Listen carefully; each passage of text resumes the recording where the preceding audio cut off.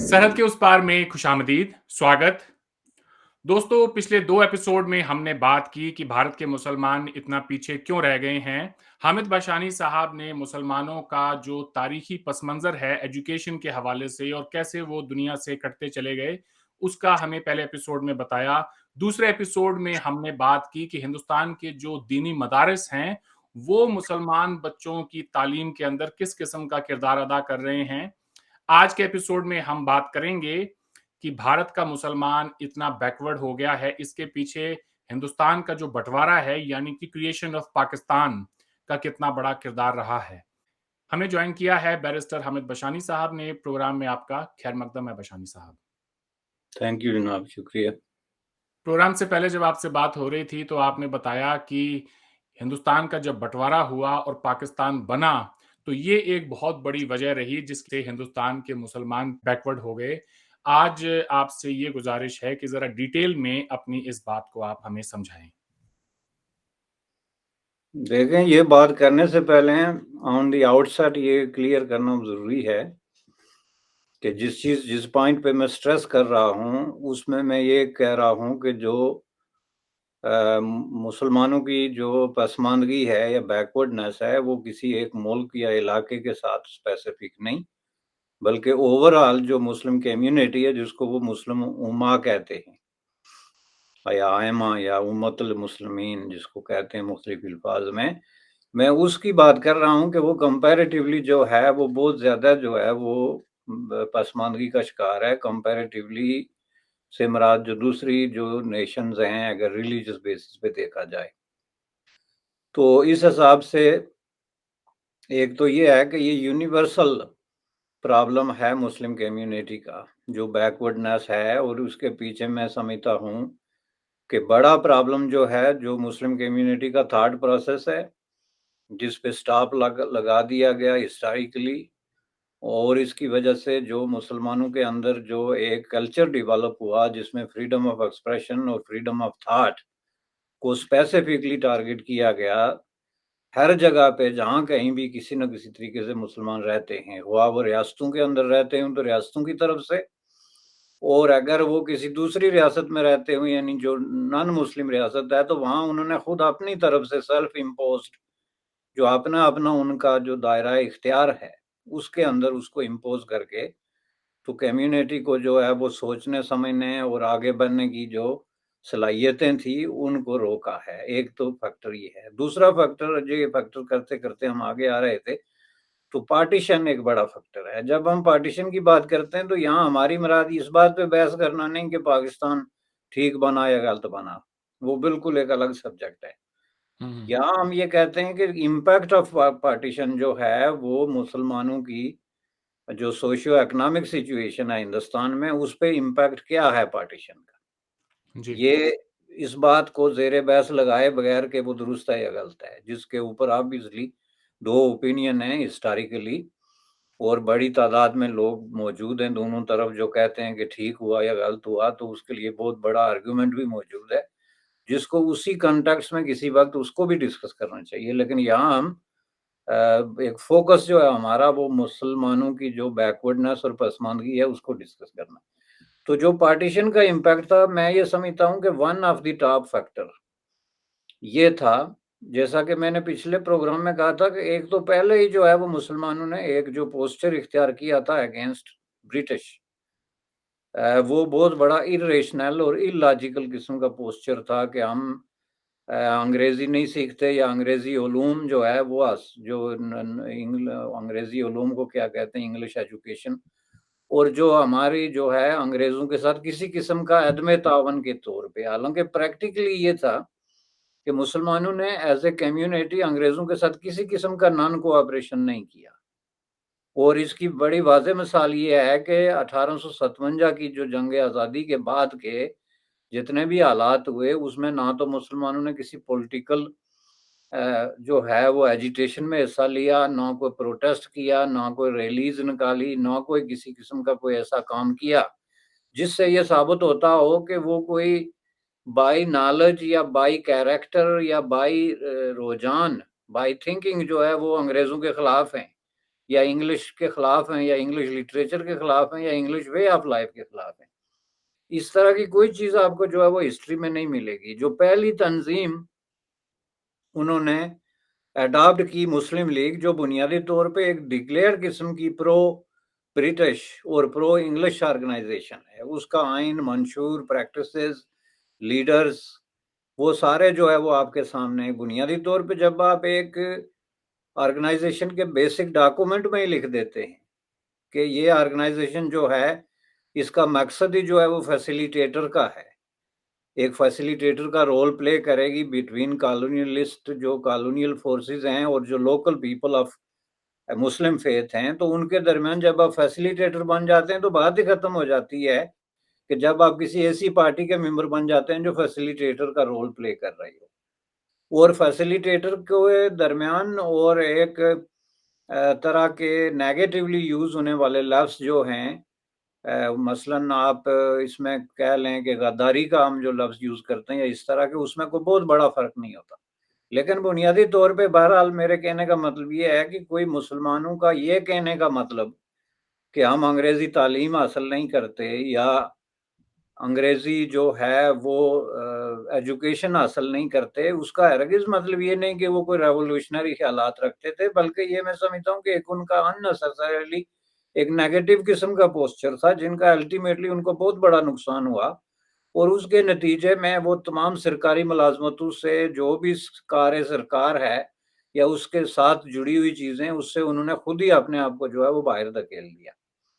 तो उसके बाद फिर उनको जो टेक ओवर किया मुस्लिम लीग ने एज ए रिप्रेजेंटेटिव पार्टी, तो उसका तो रोल ही बुनियादी तौर पे, जैसा कि मैंने कहा, ये था। उसका एक तो आइन और मंशूर, और दूसरा उसकी जो लीडरशिप थी वो नवाबों, जागीरदारों, राजों, महाराजों और इस तरह के सर और नाइट्स और ऐसे खिताब लेने वाले लोगों पर मुश्तमिल थी, जो बुनियादी तौर पे बहुत ज़्यादा pro British and pro English, जिनका कैरेक्टर भी था, रोल भी था, और जिनके रुझानात भी थे। तो इस हिसाब से फिर आखिर कोई उनसे सवाल पूछे कि जब आप अंग्रेज के फैसिलिटेटर का रोल प्ले कर रहे हैं, तो फिर उनकी तालीम से आपको क्या दुश्मनी है भाई? जिसको ज़ाहिर है सर सैयद ने जो दूसरे तरीके से कंपनसेट किया, या कुछ क्रेडिट उन कुफ्तों को देना चाहिए जो थोड़ा बहुत रेवोल्यूशनरी थॉट रखते थे, जिसमें कुछ जो है वो उलमाए कराम जिनको आप कहते हैं, जो रिलीजियसली मोटिवेटेड या रिलीजियसली प्लेस्ड, मसलन उलमाए दियोबंद जो है, वो इस तरह के कुछ थे, जैसे मौलाना हुसैन अहमद मदनी या मौलाना अबीदुल्ला सिंधी, या इस तरह के कुछ बहुत सारा एक लोग हैं जो बुनियादी तौर पे रिलीजन से जुड़े थे, लेकिन रेवोल्यूशनरी ख्यालात रखते थे, और एंटी ब्रिटिश और एंटी कॉलोनियल एक उनका स्टैंड था, जिसकी वजह से उन्होंने थोड़ी बहुत मुसलमानों की इज्जत रखी कि मुसलमान को एज ए रिलीजियस कम्युनिटी या एज ए रिलीजियस जो है वो कोई एंटिटी के कोई प्रो ब्रिटिश लोग नहीं हैं, बल्कि इसमें कुछ लोग ऐसे भी हैं जो आज़ादी और हिंदुस्तान की एज ए यूनिटी जो है, अलाइदगी की, हिंदुस्तान कॉलोनियलिज्म से अलहदा करने की बात करते हैं। तो इस कॉन्टेक्स्ट में जो ये इनकी ये कहानी थी कि नहीं जी, हमने ना अंग्रेजी पढ़नी है, ना पढ़ने देनी है, ना इसके साथ ताउन करना है, इसने इनको बहुत बुरे तरीके से आइसोलेट करके तो खुद ही अपने पाँव में जो है वो कुल्हाड़ी मारी। एक तो ये फैक्टर था। ऊपर से आके पार्टीशन का मामला मुस्लिम लीग ने उठा लिया 30s के आखिर में जाके 40s की इब्तिदा में। तो उसकी वजह से जो रयास था उनका, रासा जिसको आप कहते हैं, जो स्पेस बचा था, वो खुद ही उन्होंने जो है वो छोड़ दिया कि नहीं जी, हमने हिंदुस्तान से अलग होना है और इसके अंदर रहना नहीं है। जिसकी वजह से ये मुतालबा भी एग्जैक्टली उसी तरह का था। अगर लॉजिक के पॉइंट ऑफ व्यू से देखें, जो अभी मैंने कहा, जैसे उनका कि अंग्रेजी नहीं पढ़नी, उसी तरीके से ये भी मुतालबा था। लेकिन चूंकि वो एक ऐसी लीडरशिप और ऐसे पॉलिटिकल प्लेटफॉर्म और ऐसे फैसिलिटेटर के हाथ आ गए थे कि जिनकी वजह से उन्होंने इसको बहुत बड़े पैमाने पे जो है वो उठा लिया। और उसके नतीजे में आप ये देखें कि ये कोई महज हादसा नहीं, जब हम ये कहते हैं कि पार्टीशन की वजह से बहुत बड़ा इम्पैक्ट पड़ा उन पे जो हिंदुस्तान के मुसलमान हैं, मैं पाकिस्तान के मुसलमानों की बात नहीं करता, हम्म। उन पे जो इम्पैक्ट था इट वाज वेरी डीप। और वो इतना डीप है कि वो आज तक उसके असर से बाहर नहीं निकल सके। थोड़ी लेकिन सी वजाहत करें कि कैसे वो डीप है इतना, ऐसा क्या हुआ?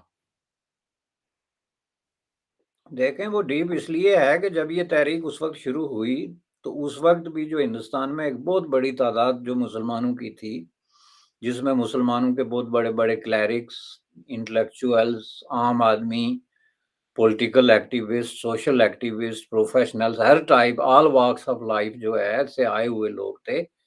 वो ये कहते थे कि ये जो मामला है इसका असर ये पड़ेगा कि ज़ाहिर है पूरा हिंदुस्तान तो किसी पाकिस्तान में नहीं जा सकता।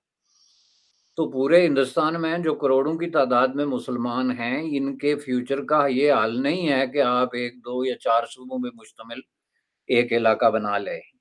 और उस वक़्त जब शुरू में हिंदुस्तान का मुतालबा हो रहा था, तो ना तो ये मुस्लिम लीग के ज़हन में ये था, ना कांग्रेस के ज़हन में ये था और ना ही हिंदुस्तान के किसी बड़े इंटेलेक्चुअल या किसी स्कॉलर के ज़हन में ये था कि इसकी वजह से जो है वो migration will be also an option. Migration का कोई ऑप्शन इसमें जो है वो मौजूद नहीं था। पाकिस्तान का जो मुतालबा था 1940 की करारदाद के मुताबिक, जिसमें पहली दफ़ा इसको एक कोडिफाइड डॉक्यूमेंट्री शक्ल में सामने लाया गया, वो ये था कि ये इन सूबों पे मुश्तमिल जो है एक रियासत होगी या रियासतें होंगी। ज़्यादा दुरुस्त लफ्ज़ जो वहाँ यूज़ हुआ रियासतें, यानी मल्टीपल रियासतें होंगी इन इलाकों पे मुश्तमिल। उसमें कोई ये ऐसा तस्वर नहीं था कि बाकी इलाकों से भी लोग अपना मुल्क छोड़ के या अपनी धरती छोड़ के तो आके इन रियासतों के अंदर बसेंगे। जिसका ये है कि इस पे इत्तेफ़ाक था, यानी जिसको आप कंसेंसस ऑफ ओपिनियन कहते हैं कि इसमें कोई माइग्रेशन का जो है वो तस्वर नहीं था। और ये आखिर वक़्त तक 1947 तक बिल्कुल यही बात रही अनटिल के ये प्रोसेस शुरू हो गया। जो कलकत्ता में फ़सादात का अमल शुरू हुआ और उसके बाद जो पंजाब, बंगाल में जो फ़सादात शुरू हुए, उसके बाद जब ये अमल शुरू हुआ, तो ये शॉकिंगली बहुत सारे लीडरों के लिए व्हिच इंक्लूड्स कायद-ए-आज़म मोहम्मद अली जिन्नाह और दूसरे, उनके लिए ये हकीकत जो है एक बहुत ज़्यादा अगली शक्ल में सामने आई कि इसका एक पहलू तो ये भी है।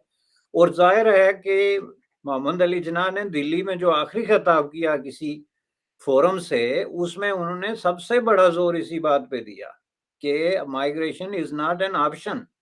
और हिंदुस्तान के मुसलमान जहाँ-जहाँ आबाद हैं, आज के बाद हिंदुस्तान उसका मुल्क है और वो उस मुल्क की उनके मुल्क है और वो अपने मुल्क में एक आम शहरी, हिंदुस्तानी शहरी की तरह जो है वो रहें और आज के बाद उनका मुस्लिम लीग या तहरीक-ए-पाकिस्तान से कोई ताल्लुक नहीं।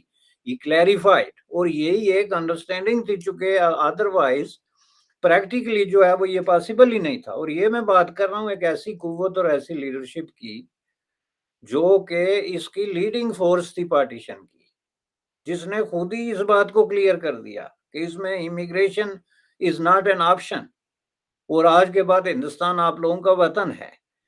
तो इसकी वजह जो है, इससे एक तो ये हो गए ये लोग जिन पे कोई एतराज़ की गुंजाइश ही नहीं बचती। दूसरे इतनी बहुत बड़ी तादाद में लोग थे जो कि ना मुस्लिम लीग की प्रैक्टिसेस से इत्तेफाक करते थे, ना पार्टीशन की प्रैक्टिस से इत्तेफाक करते थे। और वो पहले दिन से कह रहे थे कि ये पार्टीशन जो है, ये बर्र-ए-सगीर के मुसलमानों को बहुत बड़ी मुश्किल में डाल देगी, जिसमें मौलाना अबू अल कलाम आज़ाद जैसे लोग जो है, वो सरफ़हरिस्त हैं और उन्होंने दर्जनों ऐसी तकरीरें और ख़ताबात और एड्रेसेस में इस चीज़ को डिटेल से डिस्कस किया कि ये जो आप बात कर रहे हैं, इसका नतीजा ये निकलेगा कि ये जो लोग हिंदुस्तान में रह जाएँगे, ये तो थर्ड क्लास सिटीज़न बन जाएँगे और इनका मामला बिल्कुल ख़त्म हो जाएगा। चूँकि ज़ाहिर है एक मैसेज तो ये जा रहा है, हुँ, हुँ। यहाँ के करोड़ों जो है हिंदुओं को, कि भाई ये इन लोगों ने अपना वतन ले लिया, तो बात ख़त्म हो गई। उसके बाद फिर वहाँ उनकी मौजूदगी जो है, अब उसकी वजह से जो वाक़यात और हालात हुए, जिसमें कि महात्मा गांधी ने जो रोल प्ले किया, उसको कूल डाउन करने के लिए उन्होंने जो भूख हड़तालें की, उन्होंने जो स्ट्रगल की और किसी तरीके से उस जुनून को रोकने की कोशिश की जो क्रिएट हुआ था, उसके नतीजे वो सबके सामने हैं। इसका मतलब ये है कि ओवरवेलमिंग मेजॉरिटी इंक्लूडिंग सेपरेटिस्ट जिसको आप कहते हैं मुस्लिम लीगी, उनके ज़हन में ये कोई तसव्वुर नहीं था कि लखनऊ से और यूपी, सीपी से और फलान जगह से भी मुसलमानों के रेले उठ के तो जो है वो नॉर्थ वेस्ट टेरिटोरीज़ की तरफ रवाना हो जाएँगे या इस तरह का कोई तसव्वुर होगा। लेकिन जब ये हुआ और फिर फ़सादात हुए और नफ़रत की एक लहर पूरे जो है वो इंडियन सबकॉन्टिनेंट में उसने ग्रिप कर ली, तो उसके नतीजे में ज़ाहिर है एक टोटल एक नया एनवायरनमेंट जो है वो क्रिएट हो गया। एक पॉलिटिकल सोशल एनवायरनमेंट जिसमें के इनटॉलरेंस एक बुनियादी फैक्टर बन गया और उसकी वजह से मुसलमानों को ट्रेटर, एलियन और जो है वो गैर इंडियन तस्वर किया जाने लगा, जिसकी जस्टिफिकेशन मैं दे चुका कि it was not all of sudden और it was not without justification. मेरे नजदीक it was logical conclusion of the movement, चूंकि ये होना ही था। ये बाज ऐसे प्रोसेस होते हैं हिस्ट्री में जिनको आप स्टार्ट करें तो you can not control their and result. वो उसका एक अल्टीमेट चीज होती है जो होकर सामने आई। चनाचे वो उस वक्त भी 47 अगस्त 47 में एक बात क्लियर हो गई थी कि there is no room, no space for Muslims in Hindustan. क्योंकि बात खत्म हो जाती है लॉजिकली भाई, कि जब आप ये ऐसे ऐसे नारे लेके आते हैं हम्म। कि जो मुसलमान है मुस्लिम लीग में जाए, या ला इलाहा इल्लल्लाह का मतलब क्या, और ये सारी चीजें, पाकिस्तान का मतलब क्या, ला इलाहा इल्लल्लाह जाके आप कलमा शरीफ के साथ जोड़ देते हैं एक क्रिएशन ऑफ ए स्टेट को, जो कि हिस्ट्री का फर्स्ट फिनोमिनन है पूरी 5,000 साल तारीख का। तो उसको फिर आप कंट्रोल नहीं कर सकते, और उसके नतीजे में इनका ये अशर होना लाजम हो गया था कि जो लोकल पॉपुलेशन ऑफ इंडिया है, भारत की जो पॉपुलेशन है, वो उनको हेट करे। अब इसमें जाहिर है कुछ मुसलमान भी शामिल थे। हेट को कभी भी आप जस्टिफाई नहीं कर सकते। आई एम नॉट सेइंग कि आपको ये इख्तियार मिल गया कि इन्होंने ये गलती कर दी तो आप हेट करें, लेकिन वो एक प्रोसेस में आ गए जिसमें कि ये एक लाजमी रिजल्ट के सामने आता है। जैसे आपके सामने एक बेगुनाह आदमी कत्ल हो रहा हो, पीट रहा हो, कुछ हो रहा हो, तो आपके एक जज्बात एज ए इंसान निकल आते हैं जिनमें कोई लॉजिक नहीं होती या सही रेशनल, है। लेकिन होते हैं। यही चलें यहाँ चीज। पर जी, जी। चलें यहाँ पर एक सवाल ले लें। बहुत सारे मुसलमानों से जब आप बात करेंगे हिंदुस्तान के, तो वो ये कहेंगे कि जी हम हिंदुस्तान में बाय चॉइस हैं। महज़ इत्तेफ़ाक के हैसियत से यहाँ पे नहीं रह गए हैं। हमने ये फ़ैसला किया कि 1947 में हम पाकिस्तान नहीं जाएँगे, हम हिंदुस्तान को अपना मुल्क कहेंगे। फिर लोगों की तरफ से जो हिंदुस्तान की मेजॉरिटी कम्युनिटी है हिंदूज़, उनकी तरफ से ये जवाब आता है कि भाई अगर हिंदुस्तान को आपने अपना मुल्क माना, तो यहाँ के जो कवानीन हैं, जो कि बाकी तमाम लोगों पे इम्प्लीमेंट होते हैं, सब लोगों ने मान लिए अपने अपने पुराने रीति-रिवाज़, एंशिएंट कोड ऑफ लाइफ को छोड़ के, if they all accepted the common civil law, आपने तो आज तक इस मुल्क के कानून को, सिविल लॉ को नहीं माना है, तो फिर हम कैसे मान लें कि आप इस मुल्क के साथ वफ़ादार हैं? नहीं, ये सवाल तो जेन्युइन है, लेकिन ये सवाल अगर ना भी होता, मैं उसी तरफ आ रहा हूँ, तो इसमें हुँ, है क्या कि जो लोग वहाँ पे रह गए, तो वो ज़ाहिर है कि मैं ये नहीं कहता कि वो कोई बगैर जाने-बूझे या शऊर के बगैर रहे। डेफ़िनेटली मिलियंस ऑफ मुसलमानों की ये राय थी कि ये जो कुछ पाकिस्तान के साथ हो रहा है, नाम पे हो रहा है, हम इसके साथ नहीं हैं और इसका कोई लॉजिक नहीं है। चूँकि सारी जो बड़ी मुस्लिम पार्टियाँ थी, मुस्लिम बेस्ड पार्टियाँ, फ़ेथ बेस्ड पार्टियाँ, वो क्रिएशन ऑफ पाकिस्तान के खिलाफ थी, जिसमें बड़े-बड़े स्कॉलर जैसे मौलाना अबू अल कलाम आज़ाद के अलावा मसलन उलमाए देओबंद और इस तरह के बेशुमार जो है वो बड़ी मजलिस एरार और कई इस तरह की तंजीमें और ऑर्गेनाइजेशंस जिनका एक स्टैंड था। तो ये बात नहीं कि ये कोई टोटली कोई नॉन मुस्लिम या इस तरह का स्टैंड था, बल्कि ये मुसलमानों का स्टैंड था कि ये आइडिया गलत है और ये सॉल्यूशन नहीं है बर-ए-सगीर के मुसलमानों को अगर कोई प्रॉब्लम दरपेश है भी तो। लेकिन जब पार्टीशन के बाद, जैसा कि आपने ये सवाल उठाया, यही असल प्रॉब्लम है।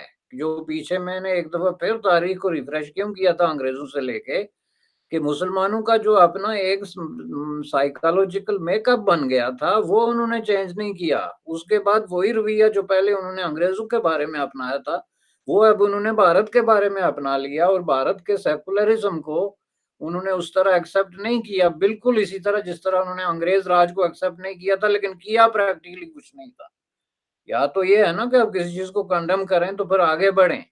लेकिन आप कंडेम करके तो लंबे लेट जाएँ वाला काम किया उन्होंने, कि उसके बाद उन्होंने भारतीय सेकुलरिज़्म को, लॉज़ को, सिविल कोड को, ये जो इतनी बातें आप कर रहे हैं, ये चाहिए था कि वो आगे हिंदू से भी आगे बढ़ चढ़ के तो उसकी पहरेदारी करते, चूँकि उन्होंने एक आइडिया ऑफ पाकिस्तान को इस बुनियाद पे रिजेक्ट किया था कि फेथ बेस्ड और रिलिजियस बेस्ड किस्म की पॉलिटिक्स को हम ऑन नहीं करते।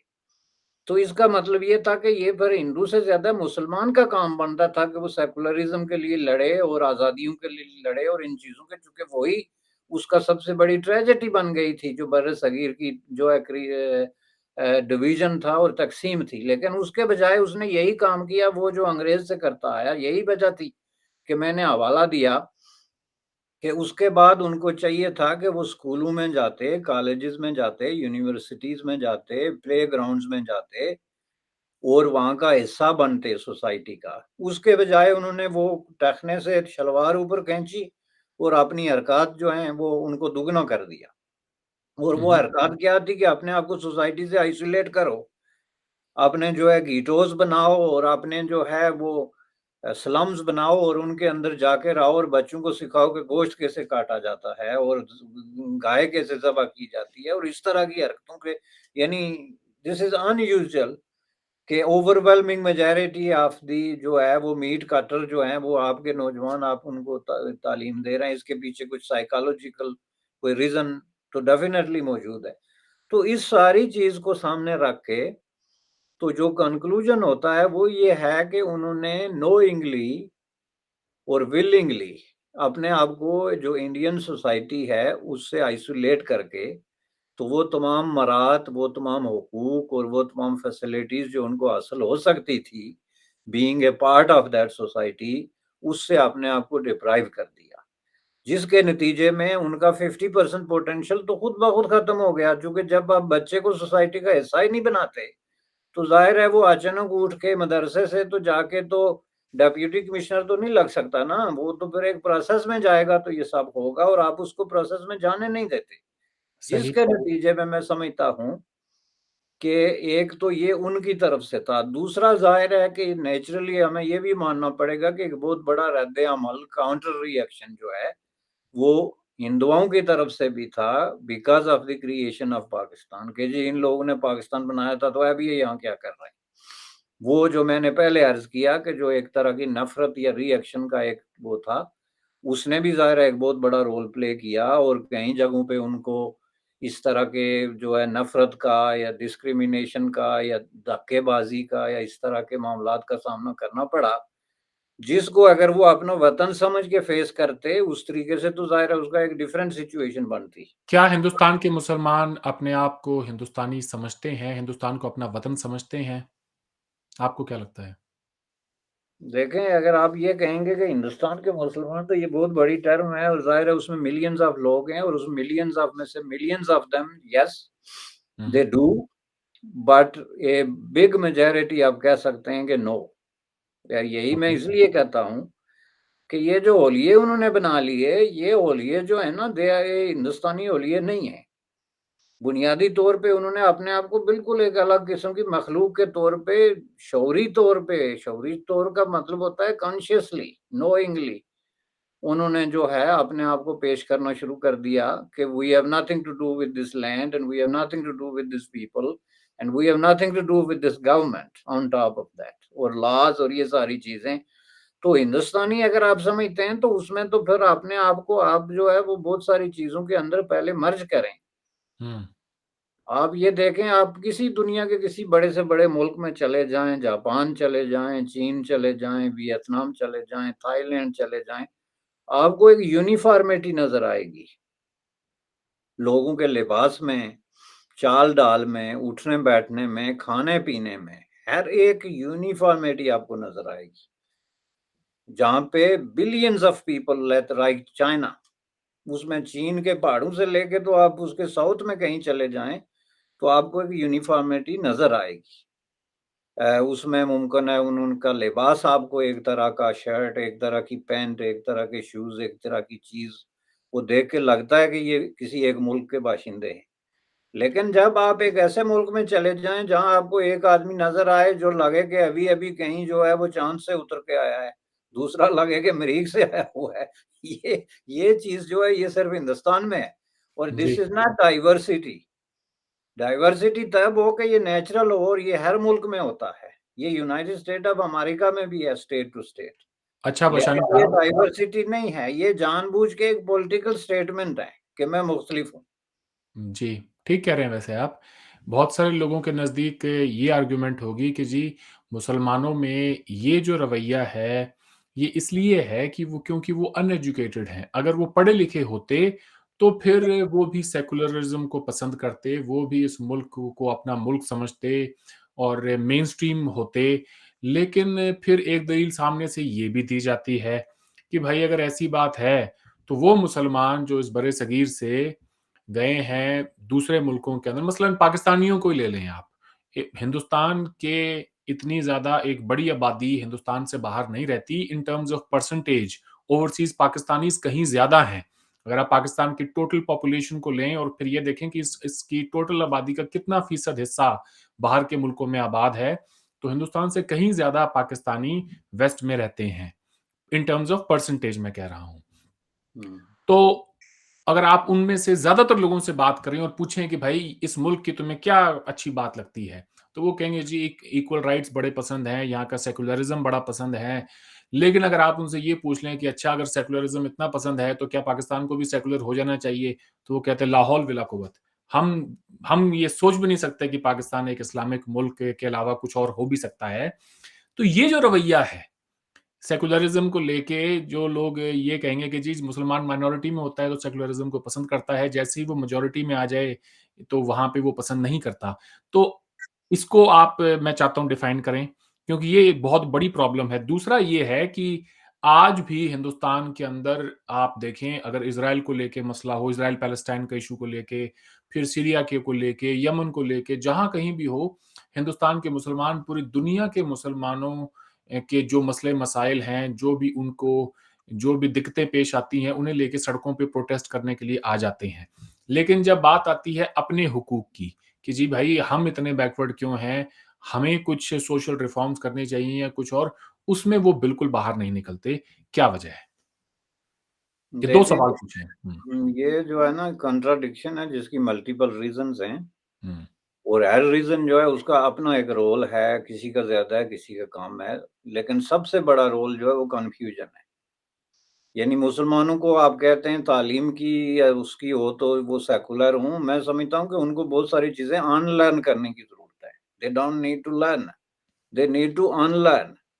चूँकि जो कुछ उन्होंने लर्न किया हुआ है वो इटसेल्फ जो है वो एंटी नॉलेज चीज़ है, चूँकि जो नॉलेज आपको फ़ायदा नहीं देती सोसाइटी में, is not helping you in the society, instead वो आपको सोसाइटी से आइसोलेट करके एक डिस्ट्रक्टिव किस्म की पर्सनालिटी बनाती है, तो वो जो नॉलेज है, उसको अनलर्न करने की ज़रूरत होती है।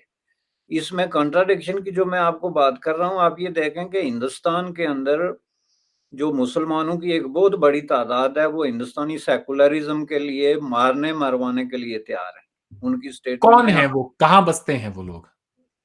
जो मुसलमान जो जिनको रिप्रेजेंट किया जाता है अंडर डिफरेंट बेसिस पे फॉर एग्जांपल उलमाए देओबंद की जो पॉलिटिकल पार्टीज हैं जो Jamiat Ulema Hind, yes and Hussain like Ahmad Madani Sahab की। अच्छा, हाँ सर एक दैट सवाल माफ़ करें मैं आपको इंटरप्ट कर रहा हूँ। हम्म आज से कुछ माह पहले हम्म मैंने सहारनपुर के अंदर मौलाना महमूद मदनी साहब को खिताब करते हुए सुना। एक इज्तिमा हम्म से वो खिताब कर रहे थे, 2 रोज़ा उनकी कॉन्फ्रेंस थी। वहाँ पर पहले दिन तो वो रो पड़े, कि हमारे हालत क्या हो गई है मुल्क में, किस तरह से हमें दीवार से लगाया जा रहा है, वो रो पड़े। फिर उनको एक प्रोग्राम के अंदर बुलाया गया, बहुत सारे मुख्तलिफ टीवी चैनल्स ने बात की। उनमें से एक प्रोग्राम था एबीपी न्यूज़ का प्रेस कॉन्फ्रेंस, जिसने नहीं देखा हो वो जाके देख सकता है। वहाँ पर प्रेस कॉन्फ्रेंस में जब वो आए तो उनसे बहुत सारे सवाल-जवाब हुए। तो फिर एक जर्नलिस्ट ने उनसे पूछा कि मेरा नाम अंबर ज़ैदी है और सवाल मेरा आपसे ये है कि अभी आपने थोड़ी देर पहले जब सुमित जी बात कर रहे थे तो आपने कहा था कि एक देश में सबके लिए एक जैसा कानून होना चाहिए। मैं सोशल एक्टिविस्ट हूँ और जर्नलिस्ट भी हूँ। यूनिफॉर्म सिविल कोड के लेकर मेरी याचिका भी है 2018 से और अभी सुप्रीम कोर्ट में भी है वो। मेरा सवाल आपसे ये है कि अभी आपने कहा कि एक देश में सबके लिए एक जैसा कानून होना चाहिए, लेकिन जब यूनिफॉर्म सिविल कोड की बात आती है तो आप कहते हैं कि हम खुलकर विरोध करेंगे। आपने एक और बात कही कि हम मजहबी लोग हैं और शरीयत में मुदाखलत नहीं हो सकती, जबकि सीआरपी से हम पीनल कोड की बात करते हैं तो वो भारतीय दंड संहिता के हिसाब से ही सब पे लागू होता है। तो फिर सिविल मैटर्स ये में बहुत क्यों पुरानी नहीं? बात है। मैं इसके जवाब में कहना चाहता हूँ, अगर सिस्टम ऐसा बना दिया जाए कि क्रिमिनल जस्टिस जो है सिस्टम जो है उसमें शरीयत के मुताबिक होने लगे तो हम उसको और ज़्यादा वेलकम करेंगे। वो तो हमने मजबूरी में छोड़ा है उसको भी।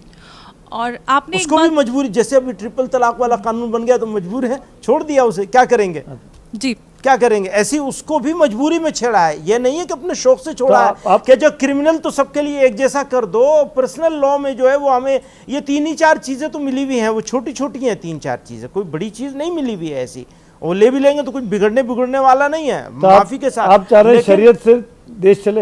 हैं? आप चाह रहे हैं शरीयत ऐसे से तो देश फिर चले? तो सबके कानून से लिए चलेगा। धर्म के आधार पर कानून हो जाएंगे तो फिर शरीयत तो कानून से ही चलेगा ना, वो मुल्क तो कॉम्प्लेक्सिटीज, कानून से लीगल चलेगा। कॉम्प्लेक्सिटीज बढ़ नहीं जाएंगी। वैसे ही जी। हमारे देश में पेंडेंसी ऑफ केसेस बहुत ज़्यादा है, जजेस की बहुत कमी है। तो आपको नहीं लगता अगर धर्म के आधार पर पीनल कोड भी और सिविल कोड भी होगा तो बहुत ज़्यादा काम वही नहीं बढ़ मैं कह रहा जाएगा? हूँ कि मुझे, आप अगर मैं ये कहूँ कि नहीं जी आप क्रिमिनल लॉ जो है वो वैसे ही रहने दें, मैं क्यों कहूँ ये? मैं तो ये कह रहा हूँ कि आप उसको भी वैसे ही कर दीजिए, मगर हमारे लिए अच्छा होगा। तो संविधान से देश ना चले? नहीं, क्यों संविधान में ही प्रोविजन कर देंगे ना। तो फिर एक ये कौन से सेकुलरिज्म के लिए मरने मारने वाली ये जो बातें हैं, कहाँ हैं वो लोग? मैं उनकी शक्लें देखना चाहता हूँ। ये सवाल प्रोग्राम के अंदर बहुत सारे लोग पूछेंगे हमसे। मैंने सोचा उनकी तरफ से पहले ही पूछूं। नहीं, ये तो बड़ा सिंपल सा मसला है जी। देखें, मैं जो बात कर रहा हूँ वो ये है कि वो सेकुलरिज्म के लिए कहते हैं कि हम मारने मरवाने के लिए तैयार हैं, शहीद होने के लिए तैयार हैं, और वो मल्टीपल टाइम्स उन्होंने इस तरह की स्टेटमेंट्स दी हैं।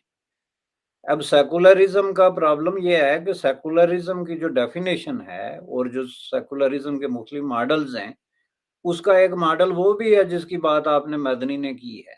मौलाना मदनी ने जो बात की है, सेकुलरिज्म की एक शक्ल ये भी है कि जहाँ पे आप मुख्तलिफ रिलीजियस कम्युनिटीज को अपना वे ऑफ लाइफ अपने तरीके से एक्सरसाइज करने की इजाजत देते हैं, जैसे इंग्लैंड में शरीयत लॉ की उन्होंने इजाजत दी है। और लीगली ये शरीयत लॉ की इंग्लैंड में कोई हैसियत नहीं है। शरीयत वो 2 नहीं, वो पार्टीज अपनी रजामंदी से जाके और कोई अगर फैसला लेकर आती हैं और that is okay, but the moment the matter lands in the court it has no legal basis. वही है ना। लेकिन जब आप इट इज ओके कि जब दो पार्टीज जाके अपनी मर्जी से अपने कानून के मुताबिक फैसला लेके आती हैं, तो जाहिर है वो किसी से लेके आएंगी ना, तो वो स्टेट की तरफ से एक बंदा वहां पे बैठा हुआ है ना जो ये काम करेगा, प्राइवेटली तो नहीं हो रहा। आई तो डोंट ये थिंक सो सर, स्टेट की तरफ से नहीं अपॉइंटेड है। नहीं, स्टेट की तरफ से है जी। वो रियली? ओके। देखें, इसमें जो ज्यूश और मुसलमान हैं, हम्म। उनको ये इख्तियार हासिल है कि वो अपने उसको आइली कवानीन, फैमिली लॉज कहते हैं, वो अपने फैमिली लॉज को अपने रिलीजियस उसके मुताबिक हल कर सकते हैं। लेकिन ये बहस बिल्कुल अलग है। ये ना भी हो, let let alone England. Secularism की जो डेफिनेशन है उसमें ये भी आता है। सेकुलरिज्म के मुख्तलिफ शक्लें हैं। सेकुलरिज्म इंडिया में एक डिफरेंट शक्ल में मौजूद है, अमेरिका में डिफरेंट शक्ल में है, यूरोप में डिफरेंट शक्ल में है। सेकुलरिज्म का मतलब ये होता है कि स्टेट जो है वो किसी रिलीजन में पार्टी नहीं बनती, बल्कि वो सारे रिलीजन को एक इम्पार्शली जो है वो ट्रीट करती है। तो उसमें एक रिलीजन अगर कहता है कि हम अपने रिलीजियस बेसिस पे ये काम करना चाहते हैं, तो स्टेट उसको ये नहीं करती कि तुम ना करो, या उसको वो किसी दूसरे रिलीजन के लॉज के अंडर नहीं लाती। तो उसमें सेकुलरिज्म को कोई प्रॉब्लम नहीं होता। सेकुलरिज्म का मतलब ये होता है कि रियासत गैर जानबदार रहे और रियासत सारे रिलीजन्स को इक्वली ट्रीट करे।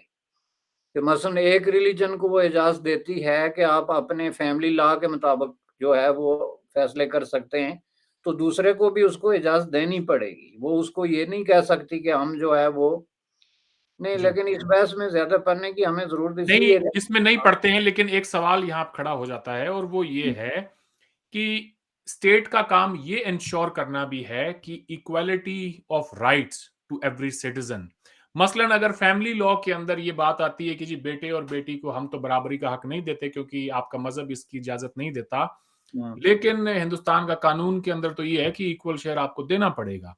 फिर यही ट्रिपल तलाक वाली भी एक मसला खड़ा हो जाता है कि वो कहते हैं जी हमारे यहाँ तो इजाजत है। मैं समझ गया आपकी बात को। देखें, उसमें तरीका ये नहीं है। मैं ये नहीं कहता कि वहाँ हिंदुस्तान में मुसलमानों को आप अपने कवानीन के मुताबिक जो है वो काम करने की इजाजत है। मैं ये कहता हूँ कि सेकुलरिज्म के अंदर किसी भी मजहब के कोई पैरोकार अगर अपने मजहब की रोशनी में कोई अपने राइट्स एक्सरसाइज करना चाहते हैं, तो वो कोई प्रॉब्लम नहीं है, एज लॉन्ग एज वो राइट्स जो हैं वो किसी चीज से मुतसादम नहीं है कॉन्स्टिट्यूशन से। चूंकि कॉन्स्टिट्यूशन तो फर्स्ट होगा तो तब सेकुलरिज्म होगा ना। पहले तो होता है कॉन्स्टिट्यूशन, कि मसलन इंडिया का कॉन्स्टिट्यूशन है जिसके अंडर इंडिया चलता है, तो वो कॉन्स्टिट्यूशन क्या सेकुलर है या रिलीजियस है? अगर वो सेकुलर है तो उसके बाद उसके अंडर अगर आप किसी एक खास एथनिक ग्रुप को इजाजत देते हैं तो उसकी एक लिमिटेड शक्ल ही देंगे ना, उसमें आप किसको ऐसे काम की इजाजत तो नहीं दे सकते जो आपके कॉन्स्टिट्यूशन के खिलाफ हो। मसलन बुनियादी इंसानी हकूक जो हैं उनके खिलाफ हो, या आपकी इक्वालिटी के या जेंडर जो है डिस्पैरिटी क्रिएट कर रही हो या इस तरह, तो वो तो फिर अगेंस्ट द कॉन्स्टिट्यूशन है। तो कॉन्स्टिट्यूशन एज इंडिया का लॉन्ग एज सर माफ एज करें, मैं इंटरप्ट कर रहा हूँ। लॉन्ग कॉन्स्टिट्यूशन इंडिया का ये कहता है कि आज हम इम्प्लीमेंट नहीं कर पाए एक कॉमन सिविल लॉ को, मगर आने वाली हुकूमतों को ये हम डायरेक्टिव्स देके जा रहे हैं कि आपने बहुत जल्द आने वाले वक्त में एक कॉमन सिविल लॉ को इम्प्लीमेंट करना नहीं, है। वो आपने बिला वजह सिविल लॉ पकड़ लिया जी, जो कि इंडिया का एक बड़ा डिबेट है। आई एम नॉट डिबेटिंग कि ओके। इंडिया में सिविल लॉ जो है वो होना चाहिए या नहीं होना चाहिए। What hmm, I am saying here कि इंडिया की जो मुस्लिम कम्युनिटी है वो ये कहती है कि हम सेकुलरिज्म के हक में हैं, और सेकुलरिज्म की जो डेफिनेशन वो कर रहे हैं उसके मुताबिक सेकुलरिज्म में इस चीज की इजाजत है कि you can have on your religious faith, you can have your own practices as long as they are not in contradiction with the constitution of the country। ये जो है वो हर जगह पे है। मसलन कनाडा में इसी बात पे डिबेट हुआ था कि आप हमें जो है वो शरिया लॉ के मुताबिक अपने कवानीन पे अमल करने की इजाजत दें। I was one of the person जिसने उसको अपोज किया, और डेडली अपोज किया, चूंकि मैं उस पर बिलीव नहीं करता। ये एक डिफरेंट चीज है कि कोई इसको बिलीव करता है या नहीं करता, लेकिन इसका मतलब ये नहीं कि हम दूसरों को भी हुक्म दें कि आप भी इस पे बिलीव ना करें। उसमें हमें एक क्राइटेरिया तय करना पड़ता है, और वो क्राइटेरिया ये है कि कॉन्स्टिट्यूशन इज द फर्स्ट। और अगर आप कॉन्स्टिट्यूशन पे बिलीव करते हैं तो कॉन्स्टिट्यूशन में जो बुनियादी इंसानी हकूक हैं, जो सेफ गार्ड्स हैं, जेंडर बेस पे हैं या किसी और बेस पे, उनको आप वायलेट नहीं कर सकते। अब ये तो आप तब डिबेट करेंगे जब ये बात हो रही होगी कि क्या उनको मुस्लिम लॉ के मुताबिक अपनी जिंदगी गुजारने की इजाजत होनी चाहिए या नहीं। मैं बहरहाल इसके खिलाफ हूँ, मैं इसके हक में हूँ कि एक यूनिफॉर्म कोड ऑफ कंडक्ट हर मुल्क के लिए जरूरी है। उसमें ख्वाह कोई उसके लिए कोई रिलीजियस बेसिस लेके आए, कोई एक्सक्यूज लेके आए, लेकिन इसका मतलब ये नहीं कि सेकुलरिज्म के बारे में जो उनका आइडिया है वो गलत है। क्योंकि इसमें फिर वो आइडिया भी ऐसे ही है जैसे कोई आप अपनी बात किसी दूसरी कम्युनिटी पे इम्पोज कर रहा है। ट्रू। आई इसमें गेट योर मेरे पॉइंट। नजदीक जो है वो freedom of thought, freedom of expression और फ्रीडम ऑफ मोबिलिटी, बहुत सारी फ्रीडम्स हैं जो उसके अंदर आती हैं।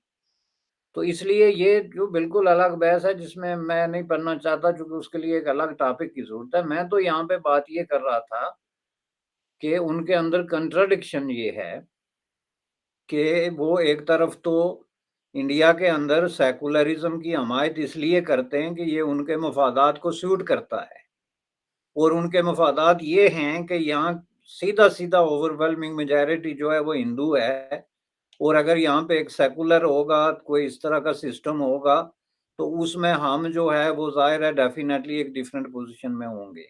तो इसलिए ये चूँकि उनको फ़ायदा होता है, इसलिए वो इसकी हमायत करते हैं। लेकिन वही लोग जो उलमाए देओबंद हैं, कोई दूसरा फ़िरका नहीं, वो पाकिस्तान के अंदर इसके डेडली जो है वो खिलाफ हैं, और वो इसके लिए मरने मारने के लिए तैयार हैं कि हम सेकुलरिज्म नाफिज नहीं होने देंगे।